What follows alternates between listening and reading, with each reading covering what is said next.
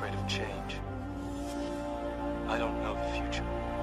I didn't come here to tell you how this is going to end. I came here to tell you how it's going to begin. I'm going to hang up this phone, and then I'm going to show these people what you don't want them to see.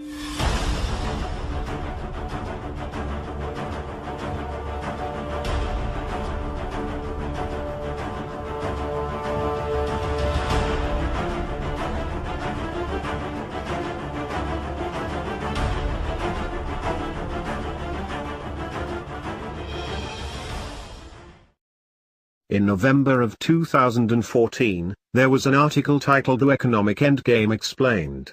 In it outlined what we believed would be the process by which the elite would achieve what they call the New World Order, or what they sometimes call the Global Economic Reset. As shown in detail in the past, the elite agenda includes a fiscal endgame, a prize or trophy that they hope to obtain.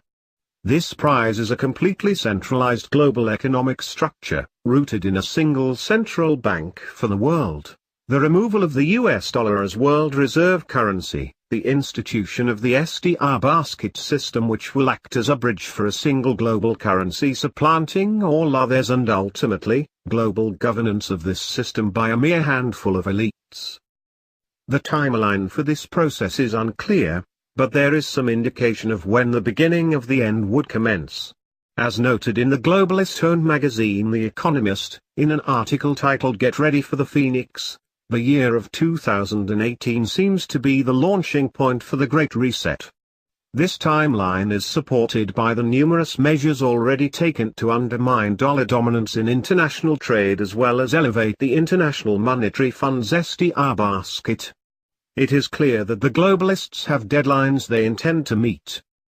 That said, there have been some new developments since the analysis on the endgame strategy that we think merit serious attention. The endgame continues, faster than ever before, and here are some of the indicators showing that the predictions of the globalists at The Economist in 1988 were more like self-fulfilling prophecies, and 2018 remains a primary nexus point for a re-engineering of our economic environment. As mentioned in the article, lies and distractions surrounding the petrodollar. There has been silence and often disinformation in the mainstream media when it comes to the quite open and obvious international pivot away from the dollar as the de facto purchasing mechanism for oil. This trend is only set to accelerate in 2 months as China begins fulfilling oil contracts in the yuan instead of the dollar.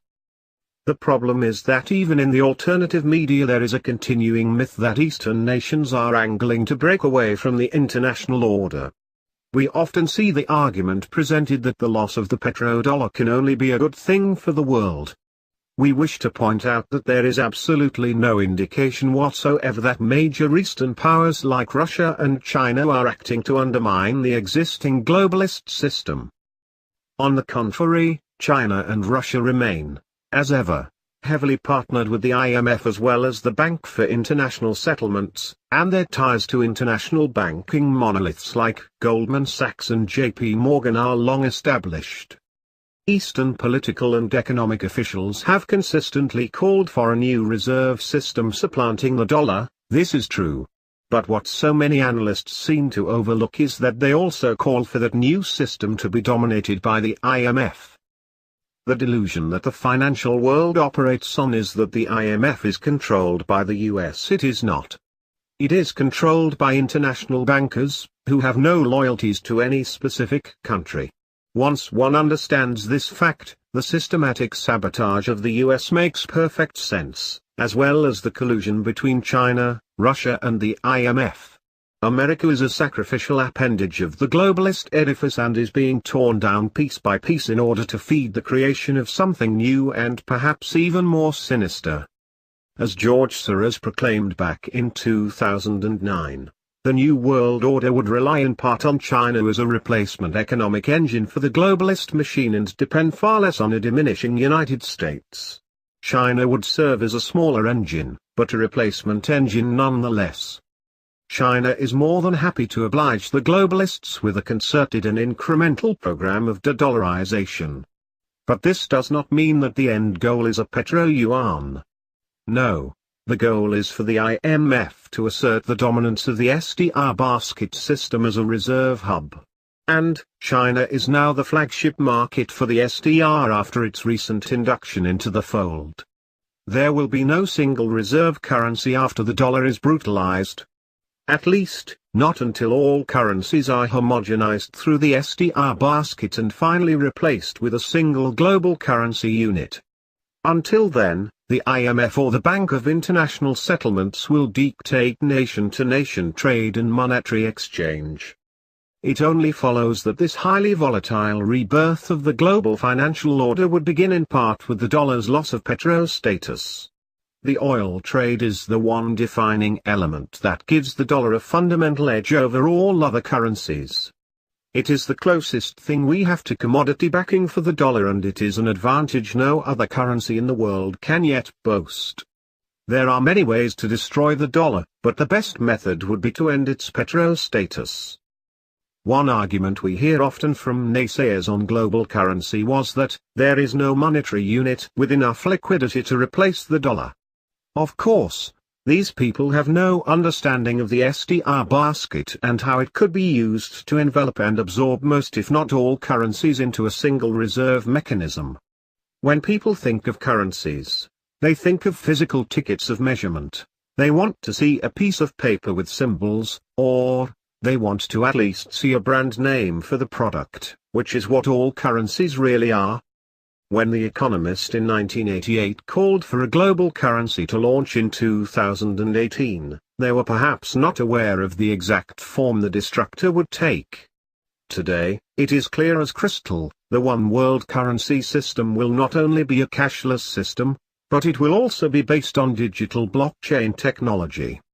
As we examined in the article, the globalist one world currency will look a lot like Bitcoin. While some politicians and banking moguls publicly attack blockchain-based products like Bitcoin or Ethereum, in the background they are actually heavily invested in these systems and are even building their own. With central banking mascots like Ben Bernanke becoming keynote speakers at blockchain conferences, it is not exactly an elusive secret that the global banks love blockchain tech. Even major elitist corporations like Amazon appear ready to adopt blockchain products as currencies. So, one needs to ask the question, if the blockchain and Bitcoin are such a dire threat to the centralization of the establishment, why are they rapidly laying all the groundwork necessary for blockchain systems to replace paper currencies?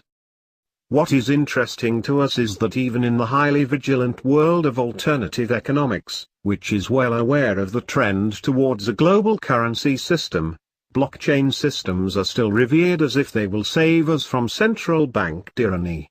Very few people have noticed that the Economist call for a 2018 One World Monetary Framework has arrived slightly early. It has been right under our noses for several years. With blockchain-based methods of exchange, a replacement structure for the dollar and all other national currencies is not very far away. You wonder what a one world currency will look like under a new world order. The answer can be found in one word: blockchain. We are anonymous.